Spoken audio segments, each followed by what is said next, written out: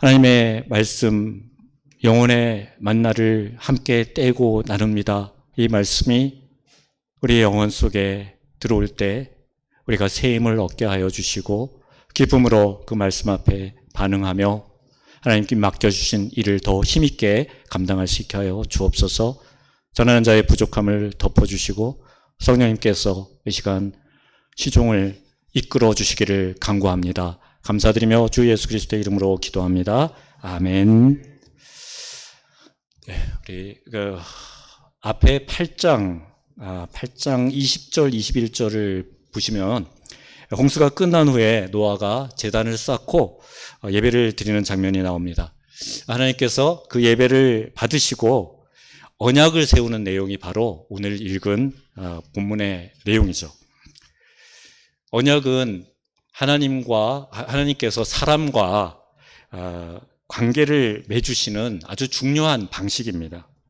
하나님은 아담 그리고 아브라함, 모세 이런 그 언약 당사자의 대표들을 통하여서 사람들과 언약을 맺으십니다. 창조주이시고 온 우주의 참 주권자이신 하나님이 일방적으로 모든 것을 다스린다고 하더라도 그것에 대해서 어느 누구도 그것이 부당하다라고 말할 수가 없겠죠. 하지만 인자하신 하나님은 사람에게 자유의지를 주셨습니다. 그리고 언약을 주시고 자유의지로 그 언약을 지키실 것을 원하셨습니다. 바로 그것을 통해서 사람과 사랑을 나누고 싶어 하시는 것입니다. 그 언약에 순종하는 선택을 한 그 인생에게 복을 주시기를 기뻐하십니다. 그래서 이 언약의 목적은 하나님과 인간의 관계가 인간이 하나님의 그 백성이 되어서 하나님의 통치를 받으며 하나님 나라에서 영원토록 살아가도록 하기 위한 것이죠. 그 안에서 하나님께 영광 돌리며 하나님과 영원히 그 사랑을 주고받는 그런 관계를 하나님께서 원하셔서 언약을 맺으시는 것입니다. 오늘 본문이 시작되는 9장 1절에서 하나님은 노아에게 생육하고 번성하여 땅에 충만하라 라고 말씀하셨습니다. 그 말씀은 창세기 1장 28절에서 아담에게 하셨던 그 명령이죠. 그 명령을 다시 노아에게 내리고 있습니다. 그리고 11절에서는 다시는 홍수로 생물과 땅을 멸하지 않으시겠다라고 약속하십니다. 여러분들 퀴즈 내는 거 싫어하시죠? 또 퀴즈를 내겠습니다. 오늘 읽은 말씀에서 가장 많이 반복되는 단어가 무엇인 것 같습니까? 네? 내가입니다. 8절하고 10절을 제외하고 모든 절에 내가가 나오죠? 그럼 몇 번인가요? 우리 읽은 절이 10절이니까 2하면 8번이겠죠? 네. 오늘 퀴즈는 그다지 어려운 퀴즈가 아니었는데, 네. 그러니까 약속은 쌍방이 해야 할 일을 정하는 것이죠. 그런데 여기서 내가라고 반복하는 의미가 무엇입니까? 약속을 서로 지켜야 그 약속이 유효한 것인데 하나님과 노아의 언약에서는 하나님께서 일방적으로 세우시고 일방적으로 지키는 언약입니다. 그래서 내가 이렇게 말씀하시는 것이죠. 자, 내가 언약을 세우리라. 또 내가 세우는 언약의 증거를 내가 보고 내가 그 언약을 기억하리라. 내가 세운 언약의 증거가 이것이니라. 이렇게 말씀하고 계시죠. 하나님은 노아와 그 아들들과 이렇게 일방적인 언약을 맺으십니다. 근데 9절에서 10절을 보시면 사람, 즉 노아와 그 가족, 후손들 뿐만 아니라 모든 생물들에게까지도 그 언약을 누리도록 그 언약을 누리는 대상으로 포함되어 있다는 것을 알 수가 있습니다. 방주에서 나온 모든 것, 곧 모든 생물과 그 땅이 그 언약의 혜택을 입을 것이라는 것을 말씀해 주고 계시죠. 그런 이유가 무엇일까요? 6장 11절, 13절 말씀처럼 사람부터 땅까지 모두 부패하여서 심판받았기 때문에 하나님께서는 사람만 아니라 모든 생물과 모든 땅까지도 회복시키고자 하는 것입니다. 창세기 7장 23절 한번 띄워주시겠어요? 네, 우리 함께 읽어볼까요? 시작. 지면의 모든 생물을 쓸어버리시니 곧 사람과 가축과 기는 것과 공중의 새까지라. 이들은 땅에서 쓸어버림을 당하였으되 오직 노아와 그와 함께 방주에 있던 자들만 남았더라. 네. 이 심판, 홍수 심판으로 인해서 방주 안을 제외하고는 땅 위에 있는 모든 생명들 다 쓸어버려 없어졌습니다. 묻히 드러난 곳이 없는 그런 홍수로 인해서 하나님은 숨이 붙어 있는 모든 생명체를 멸절시키는 심판을 확실하게 행하신 것입니다. 어떤 홍수였죠? 우리가 상상할 수도 없는 홍수였어요. 묻히 드러난 곳이 없을 정도로. 그러니까 아무리 높은 산도 다 잠길 정도로. 그 홍수의 기간이 얼마나 됐었나요? 그 홍수의 기간이 40일 더하기 150일, 220일간 홍수의 기간이 있었고요. 홍수가 다 끝나고 무트로 마른 땅으로 그 노아와 그 안에 생명체들이 나오는데 걸린 시간이 얼마였죠? 네. 궁금하시면 내일 새벽기도 참여해 주십시오. 내일 정답을 드리겠습니다. 네. 하나님은 이런 정말 누구도 살아남을 수 없는 그런 끔찍한 물홍수, 그 물로 다시는 심판하지 않겠다라고 언약을 하십니다. 그 증거로 무엇을 두셨죠? 구름 속에 무지개를 두셨다라고 13절에 이야기하고 있죠. 하나님은 무지개 언약을 통해서 악을 선으로, 공포를 인자함으로, 또 좌절과 슬픔을 기쁨으로 바꿔주셨습니다.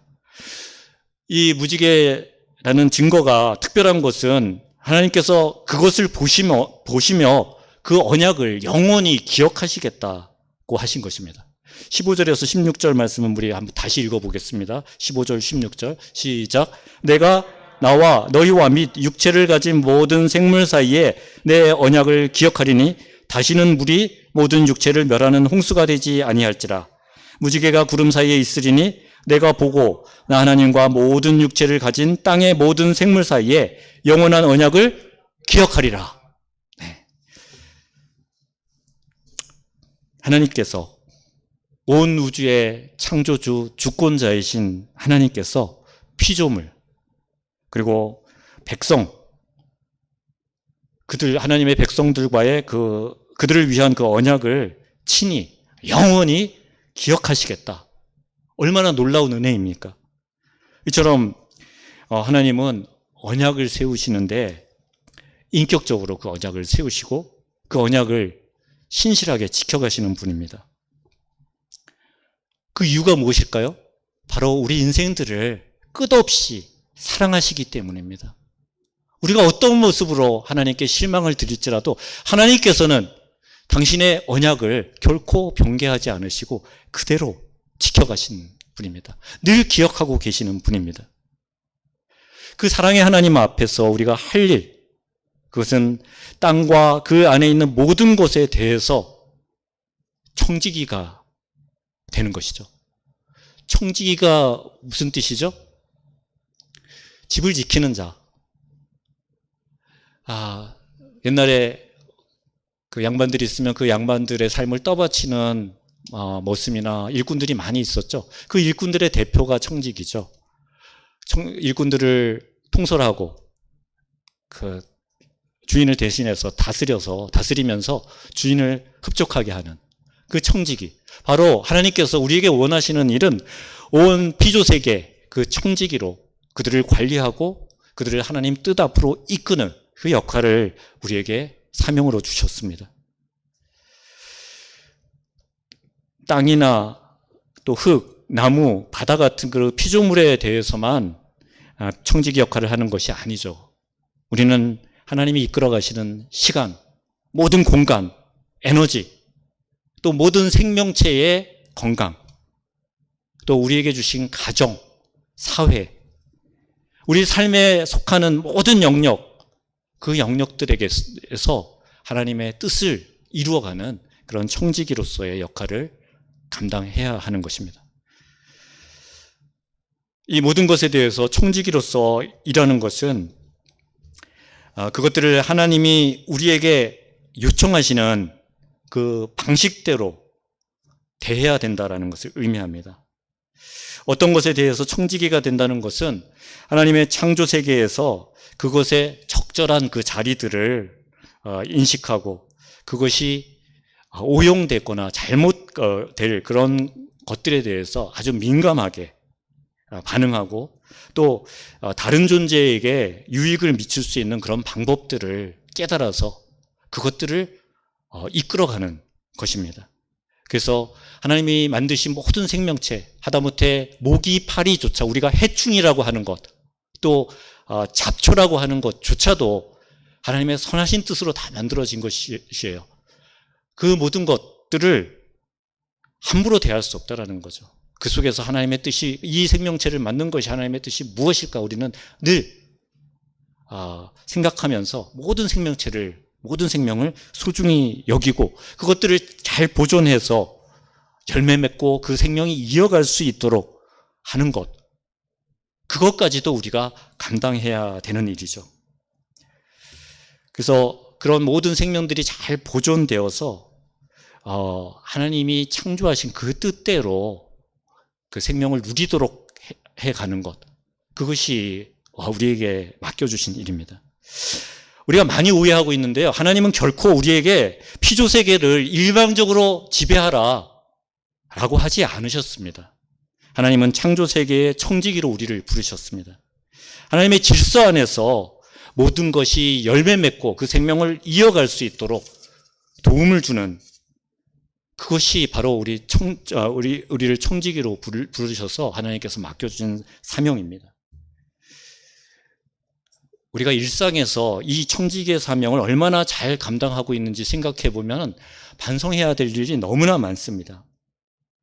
때로 저는 안타까운 것이 교회가 세상 사람들보다도 오히려 피조세계를 돌보는 일에 그 책임감을 느끼지 못한 것 아닌가, 그런 그 마음을 가질 때가 많습니다. 물론 예수 그리스도의 생명, 복음을 전하는 것이 우리 삶에서 가장 중요한 것입니다. 그렇다고 해서 모든 생명을 귀하게 여기고 그 생명이 서로 조화롭게 평화롭게 살아갈 수 있도록, 그러니까 하나님의 일반 은총이 온 세계에 뻗어나갈 수 있도록 그 일을 감당하는 일을 내팽개쳐야 된다는 것은 아닙니다. 우리는 모든 일에 모든 사람들의 찬탄을 받을 수 있는 그런 그 선한 일들을 행하는 데 힘써야 하는 것입니다. 홍수가 시작되기 전에 하나님은 오직 노아와만 언약을 맺으셨습니다. 6장 7절 8절을 한번 보시면, 이르시되 내가 창조한 사람을 내가 지면에서 쓸어 버리래 사람으로부터 가축과 기는 것과 공중의 새까지 그리하리니 이는 내가 그것들을 지었음을 한탄함이니라 하시니라. 그러나 노아는 여호와께 은혜를 입었더라 라고 말씀하십니다. 그러나 홍수가 끝나고 새 창조가 이루어진 후에는 하나님께서 그 언약의 대상을 무한 확장하고 계십니다. 하나님이 노아뿐만 아니라 그의 가족과 후손 그리고 모든 생물과 언약을 세우겠다라고 말씀하고 계십니다. 하나님은 반복적으로 그 언약의 대상에 대해서 말씀하시면서 그 대상을 자꾸 넓혀가고 계시는 것입니다. 그것을 통해서 하나님이 인간뿐만 아니라 온 피조세계를 얼마나 아끼고 사랑하시는지를 보여주고 계십니다. 온 우주의 창조자이신 하나님은 생명을 사랑하고 그 생명 하나하나를 돌보시는 분이십니다. 그러므로 하나님께서 내리시는 모든 심판의 궁극적인 의도는 바로 그 사랑이라고 할 수 있습니다. 자, 11절 한번 같이 읽습니다. 11절. 네. 시작. 내가 너희와 언약을 세우리니 다시는 모든 생물을 홍수로 멸하지 아니할 것이라. 땅을 멸할 홍수가 다시 있지 아니하리라. 하나님이 노아와 그의 가족 그리고 그의 후손 모든 생물과 세운 언약의 내용은 다시는 그들을 홍수로 멸하지 않겠다라는 것이죠. 여기서 흥미로운 것은 하나님은 그 언약의 직접 그 상대인 사람들뿐만 아니라 모든 생물과 땅까지도 멸망시키지 않겠다라고 말씀하시는 것입니다. 그 이유가 무엇일까요? 생물과 땅까지 다 생물과 땅이 다 망한다면 우리 사람들도 살아남을 수 없죠. 네. 우리 사람은 하나님이 그 만드신 모든 그 피조 세계 그것을 다스리면서 동시에 그것들이 있기 때문에 그것이 생명을 유지할 수 있는 기반입니다. 그것이 무너지면 우리는 결코 우리의 생명을 영위해 나갈 수가 없는 것이죠. 이사야 54장 7절 8절 말씀을 보시면 이 언약의 내용을 가리켜서 넘치는 긍휼과 영원한 자비라고 이렇게 해석하고 있습니다. 우리의 죄악 때문에 잠시 우리를 버릴지라도 훨씬 더 큰 긍휼로 너희를 모을 것이다 라고 하나님은 약속하고 계십니다. 따라서 우리는 이 언약을 통해서 하나님의 자비와 긍휼이 하나님의 심판보다 훨씬 더 궁극적인 목적이라는 것을 깨달을 수 있는 것입니다. 하나님은 그 언약의 증거로 여러 가지들을 제시하셨습니다. 아브라함과의 언약에서 할례를 제시하셨죠. 그리고 출애굽 과정에서 제시된 언약은 안식일이었습니다. 오늘 본문에서는 언약의 증거라는 말씀을 똑같이 여러 번 사용하고 계시는데요. 12절과 13절, 17절에서 그 언약의 증거라는 말씀을 찾아볼 수 있죠. 이렇게 반복되는 말씀을 통해서 하나님은 증거를 우리에게 주시는 분이시다 라는 것을 우리는 분명하게 알 수가 있습니다. 루터가 이런 말을 했다 그래요. 아무리 큰 비가 내려도 우리는 두려워할 필요가 없다. 그 이유는 비가 절대 인류의 종말을 가져오지 않을 것이다. 하나님께서 그렇게 약속하셨기 때문이다 라고 말했습니다. 그렇듯이 우리는 언약의 증거인 무지개를 볼 때마다 하나님께서 베풀어 주신 그 은혜를 기억할 수 있어야 하는 것입니다. 자, 13절, 14절 말씀 우리 함께 다시 읽어보겠습니다. 시작. 내가 내 무지개를 구름 속에 두었나니 이것이 나와 세상 사이의 언약의 증거니라. 내가 구름으로 땅을 덮을 때에 무지개가 구름 속에 나타나면. 자, 여러분, 이 말씀들 중에서 우리가 주목해야 될 것이 무엇일까요? 하나님이 언약의 징표인 그 무지개를 어디에 두셨다고요? 구름 속에 두셨다고 했습니다. 자, 여러분, 무지개는 일반적으로 소망, 기대, 기쁨 이런 것들을 나타내죠. 무지개 보면서 기분 나빠해 보신 분 계신가요? 아마도 한 분도 안 계실 것입니다. 하지만 먹구름이 끼면 어때요? 왠지 기분이 처지죠. 침울해집니다. 낙심하게 되는 경우도 있습니다. 그래서 먹구름이 잔뜩 낀 날은 기름진 음식을 먹으면서 기분을 달래기도 하죠. 인생을 살다 보면 이렇게 무지개보다 이런 시커먼 먹구름 컴컴해지면서 우리 마음을 울적하게 하고 왠지 두렵게 하고 왠지 낭망하게 만드는 그런 구름들이 닥쳐오는 경우가 훨씬 더 많습니다. 그런데 하나님은 그 먹구름 속에 무지개를 두셨습니다. 그 이유가 무엇일까요? 그 먹구름은 반드시 거친다라는 것입니다. 그 먹구름이 지나가고 반드시 무지개가 그 구름 속에 나타날 것이다 라는 약속을 우리에게 해 주시는 것이죠. 자, 또 15절 함께 읽겠습니다. 15절 말씀 시작. 내가 나와 너희와 및 육체를 가진 모든 생물 사이에 내 언약을 기억하리니 다시는 물이 모든 육체를 멸하는 홍수가 되지 아니할지라. 자, 여기서 무지개가 나타나면 내 언약을 기억하시겠다라는 말씀. 이 말씀도 우리가 주목해야 할 굉장히 중요한 말씀입니다. 8장 1절에서 하나님이 노아와 방주 안에 들짐승들을 기억하실 때 친히 바람을 땅에 불게 하셔서 물이 줄어들게 하셨다라고 말씀하고 있습니다. 이렇듯 하나님과의 언약의 대상인 우리 인생들의 삶 가운데 하나님은 결코 잊혀지지 않는 존재들입니다. 그 사실을 믿으시기 바랍니다.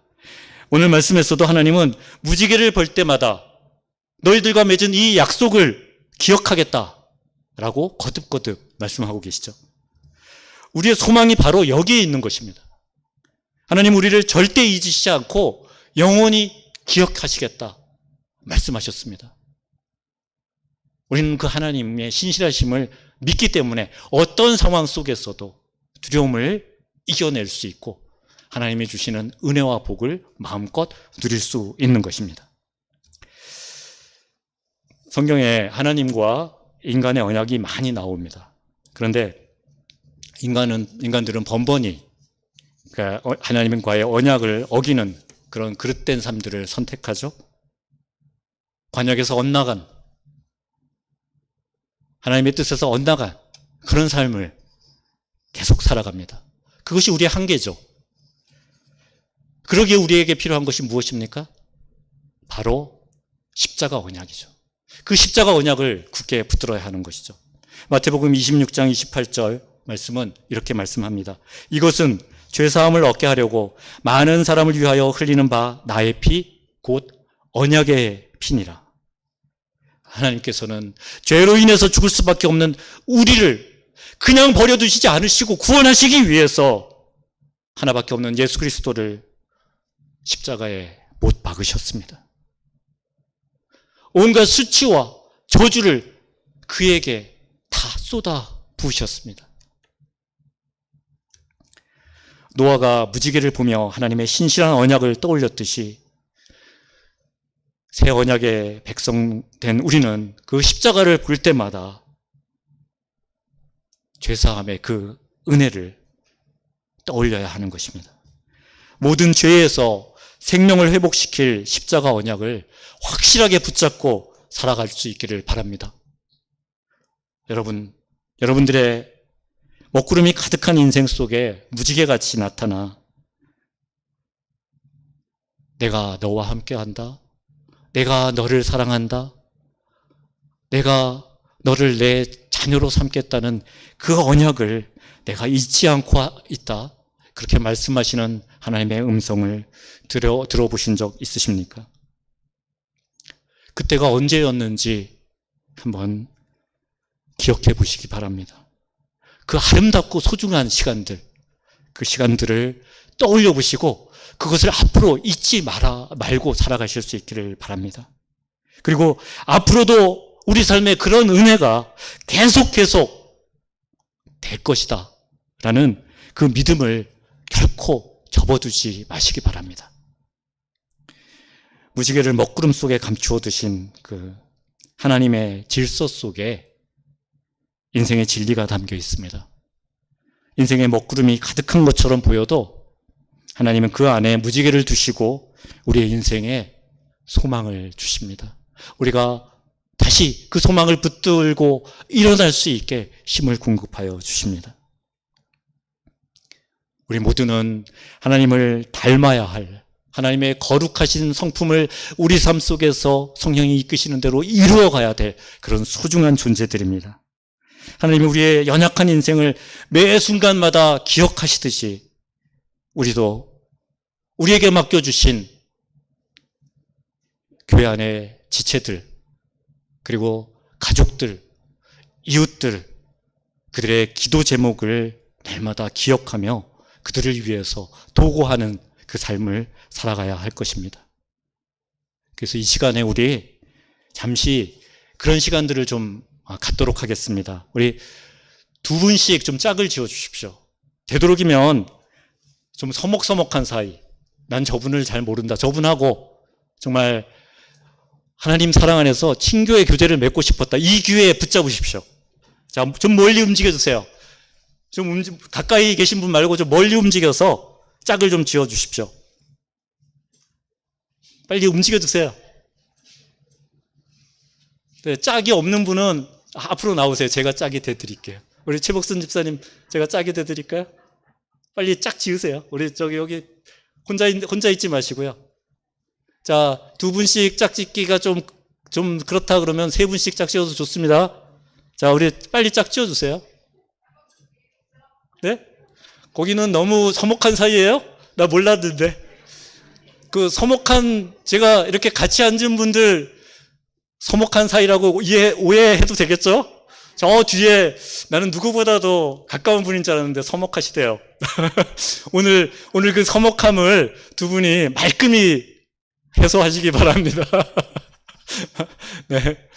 우리 여기 형제들도, 남매들도 서먹한가요? 좀 어색하죠? 네, 근데 이런 어색함을 우리가 떨치는 것도, 또 새로운 삶을 위해서 나가는, 그런 그 전기가 될 수 있을 거예요. 자, 우리 다 짝지었으면, 지복스님 앞으로 나오세요. 저랑. 자, 이제 가장 중요한, 각자의 삶에 있어서 가장 중요하거나 아니면 지금 현재 당면한 가장 시급한 기도 제목 2가지씩만 서로 나누십시오. 자, 1분 시간 드리겠습니다. 더 시간이 필요하신가요? 다 나누셨죠? 자, 이제 주변 분들 의식하지 마시고 바로 옆에 있는 짝꿍만 생각하십시오. 전심을 다해서 그분의 기도, 그러니까 자, 먼저 왼쪽에 있는 분을 위해서 기도하겠습니다. 합심해서 자신의 기도 제목과 짝꿍의 기도 제목 기도해 주시고, 그 다음에 2분 지난 후에 짝 바꿔가지고 그 다음에 오른쪽에 있는 분을 위해서 기도하겠습니다. 자, 합심해서 기도합니다.